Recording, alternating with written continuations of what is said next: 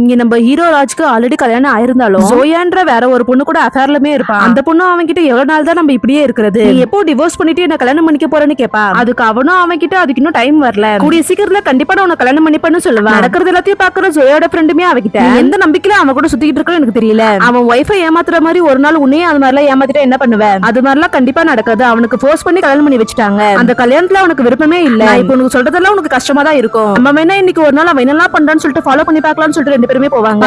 ராஜுமே அவனோட வைஃப் கூட ரொம்ப சந்தோஷமாவே இருப்பான். அதை பாக்குற ஜோயாக்குமே இப்ப ரொம்ப கஷ்டமாயிட்டு அவன் கிட்ட கேட்க போவான். அப்ப அவளோட ஃப்ரெண்டுமே அவளை தடுத்துட்டு நம்ம வீடியோ ரெக்கார்ட் பண்ணி அந்த எவிடன்ஸ் எடுத்துட்டு போயிட்டு அவனோட வைஃப் கிட்ட திரும்பி காட்டுவோம். அதே மாதிரி ஜோயா கூட அவன் ஒன்னா இருக்கிறத வீடியோவும் எடுத்துருவா. ஜோயாவும் அந்த வீடியோவை எடுத்துட்டு போயிட்டு நேரா அவனு கிட்ட காட்டுவா. அதை பாக்குற அவனுமே ரொம்பவும் கேஷுவலா காபி குடிக்கிறீங்கன்னு கேட்பான். உங்களுக்கு முன்னாடி அவனுக்கு நிறைய அஃபேருமே இருந்திருக்கு, எனக்கு அந்த விஷயம் எல்லாமே தெரிஞ்சு நான் ஏன் சைலண்டா இருக்கேன்னு யோசிக்கிறீங்க. என்னோட ஃபேமிலி பேக்ரவுண்ட்ல அது மாதிரி டிவோர்ஸ் வாங்குறது ரொம்பவே கஷ்டம், அதனால என்னோட அப்பா அம்மாவும் ரொம்பவும் கஷ்டப்படுவாங்க, அதனால வேற வழி இல்லாம இவ கூட வாழ்ந்துகிட்டு இருக்கேன்னு சொல்லுவான். இப்போ கொஞ்ச நேரத்துல ராஜுமே ரொம்ப கேஷுவலா வீட்டுக்கு வரும்போது அப்ப கேர்ள் ஃபிரெண்டும் ஒய்ஃபும் ஒன்னா இருக்கிறத பார்த்துட்டு அவங்க செமையா ஷாக் ஆயிடுது.